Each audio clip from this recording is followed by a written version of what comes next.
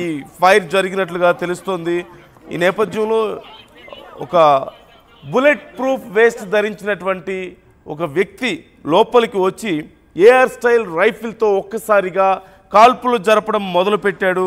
ఈ నేపథ్యంలో అక్కడ ఉన్నటువంటి ప్రజలందరూ కూడా ప్రాణ భయంతో పరుగులు తీస్తున్నటువంటి పరిస్థితి మనం చూస్తున్నాం. చాలా కంపెనీలకు సంబంధించినటువంటి ముఖ్యమైనటువంటి బ్యాంకులు, కంపెనీలకు సంబంధించినటువంటి కార్యాలయాలు ఆ బిల్డింగ్లో ఉన్నాయి. పెద్ద ఎత్తున జన సమూహం కూడా అక్కడ ఉంటుంది. అయితే అక్కడికి బుల్లెట్ ప్రూఫ్ వేస్ట్తో అంటే బుల్లెట్ ప్రూఫ్ జాకెట్ ధరించి వచ్చినటువంటి ఒక వ్యక్తి, 27 ఏళ్ల వ్యక్తి అక్కడికి వచ్చి వారి మీద కాల్పులు జరపడం మొదలుపెట్టాడు. ఈ నేపథ్యంలో ప్రజలందరూ కూడా తీవ్ర భయాందోళనకు గురయ్యారు. వెంటనే పోలీసులకు సమాచారం అందించారు.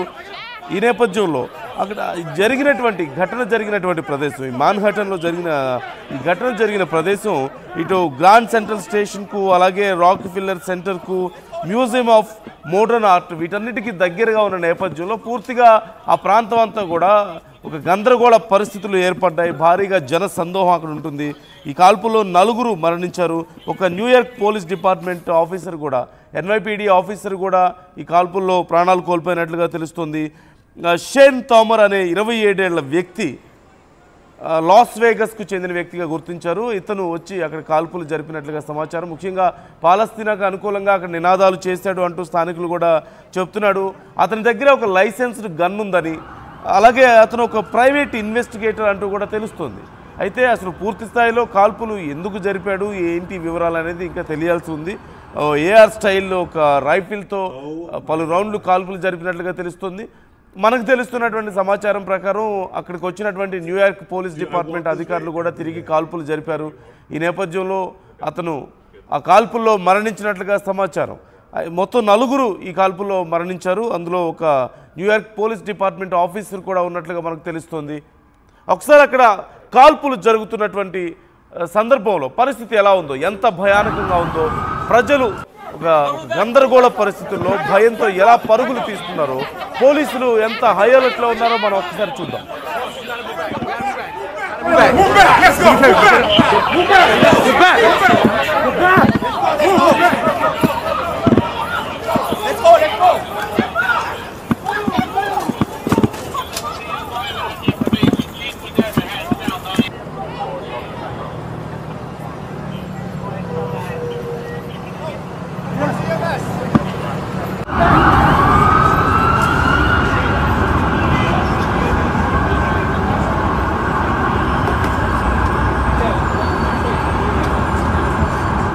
Oh my.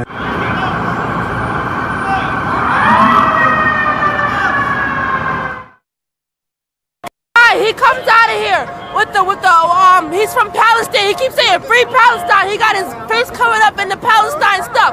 He walking out. The police don't pay him no mind. I said it's him. And then they end up getting him. Got him and they put him to the ground and they got him. Tried to bomb it up.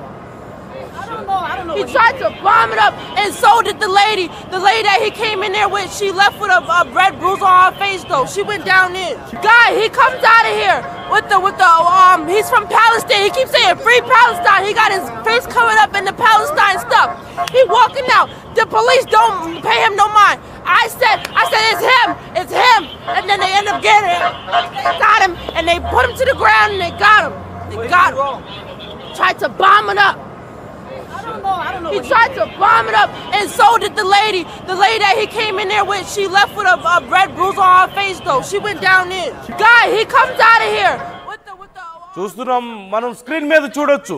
Left side లో ఉన్నటువంటి వ్యక్తి 27 ఏళ్ల Shane థామర్ ఎవరైతే ఈ కాల్పులకు పాల్పడ్డాడో అతనికి సంబంధించిన ఫోటోను మనం చూస్తున్నాం.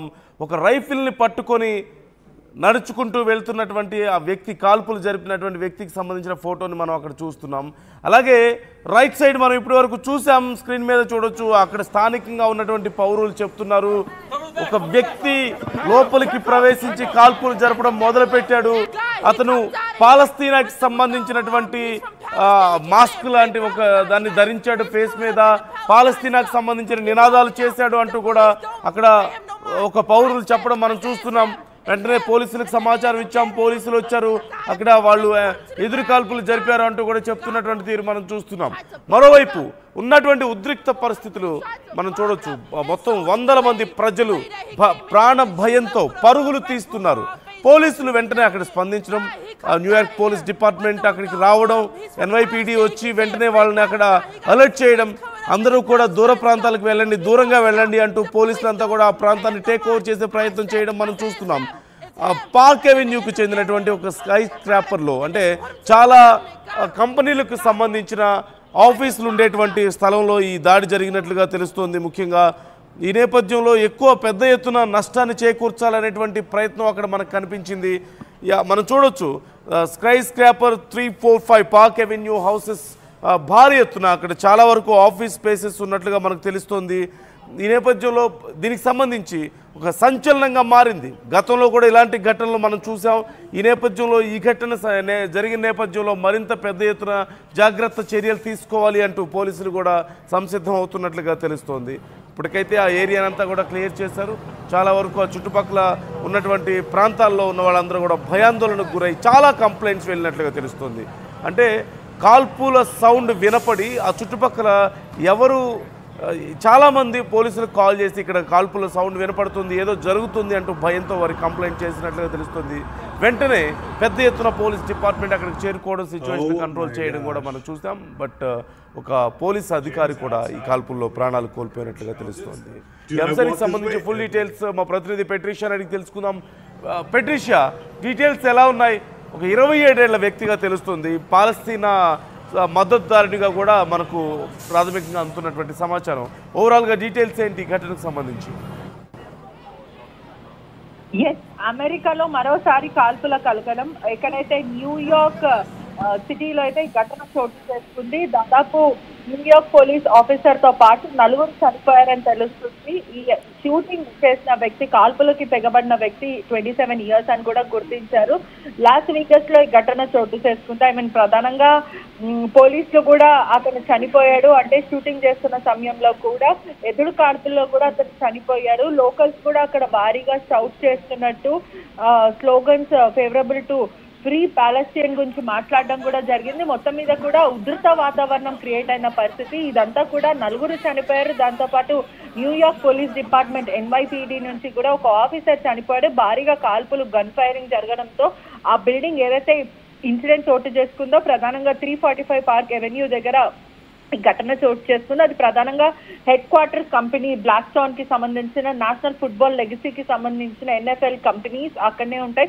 దాదాపు ఎంప్లాయీస్ అందరు కూడా అక్కడనే ఉంటారు. ప్లేయర్స్ అక్కడ ఉన్నా అంటే పర్టికులర్ గా ఆ షూటింగ్ చేసిన వ్యక్తి ఎవరైతే కాల్పులకి తెగబడిన వ్యక్తి కూడా తమురా 27 ఇయర్స్ ఓల్డ్, అతను లాస్ వేగస్ లో ఉంటాడని కూడా తెలుస్తుంది.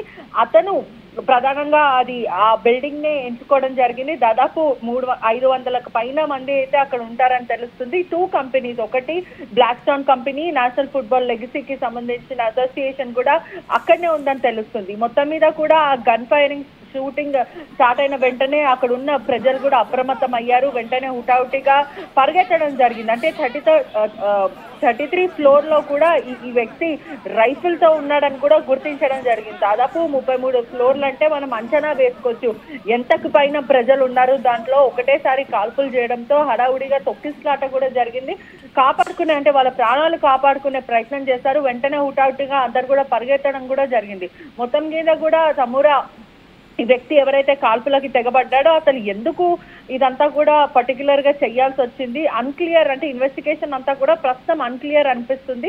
ఈ NFL ఆస్పెక్ట్స్ బిల్డింగ్ ఎందుకు టార్గెట్ చేయాల్సి వచ్చింది, హెడ్ క్వార్టర్స్ మాత్రమే ఎందుకు టార్గెట్ చేయాల్సి వచ్చింది అనేది కూడా ఇప్పటి వరకు లా ఎన్ఫోర్స్మెంట్ వాళ్ళు కూడా ఎటువంటిది ప్రకటించలేరు, ఏది కూడా రిలీజ్ చేయలేరు. అంతా కూడా ఇన్వెస్టిగేట్ జరుగుతుంది. కానీ ఈ వ్యక్తి మాత్రం పదే చాంట్ చేస్తూ స్లోగన్స్ చెప్తూ ఫ్రీ పాలస్తీన్ అంటున్నాడంటూ కూడా సోషల్ మీడియా అంతా కూడా ప్రస్తుతం ట్రెండింగ్ గా జరిగింది. అంతా కూడా వార్త కూడా పొక్కుతున్న పరిస్థితి పరిస్థితి కనిపిస్తుంది. నిజంగానే ఆయన ఫ్రీ పాలెస్టియన్స్ గురించి కూడా ఆ మాట కోసమే అతను స్లోగన్ చేసి అటాక్ చేశాడా లేకపోతే ఏంటి అనేది కూడా అధికారులు ఇప్పటి వరకైతే వెల్లడించారు. కానీ ఫర్దర్ గా మాత్రం NYPD నుంచి కూడా ఆ అధికారులు ఇన్వెస్టిగేట్ చేస్తున్నారు. అదే కాకుండా FBI నుంచి కూడా అందరు కూడా ఇన్వెస్టిగేట్ చేస్తున్నారు. ఈ వ్యక్తి ఎందుకు కాల్పులకు తెగబడాల్సి వచ్చింది, దీని మీద ఏదైనా పొలిటికల్ యూటర్న్ ఉందా లేకపోతే ఇంకెవరైనా ఇతన్ని ప్రేరేపించారా లేక ఉగ్రవాద కుట్ర ఏదైనా ఉందా అనే విధంగా కూడా పోలీసులు దర్యాప్తు చేస్తున్నారు. Right, thank you Patricia. మనం స్క్రీన్ మీద చూస్తున్నాం ఆ ఆగంతకుడికి సంబంధించినటువంటి ఒక లైసెన్స్, గన్ లైసెన్స్కి సంబంధించిన డీటెయిల్స్ మనం చూస్తున్నాం. లాస్ట్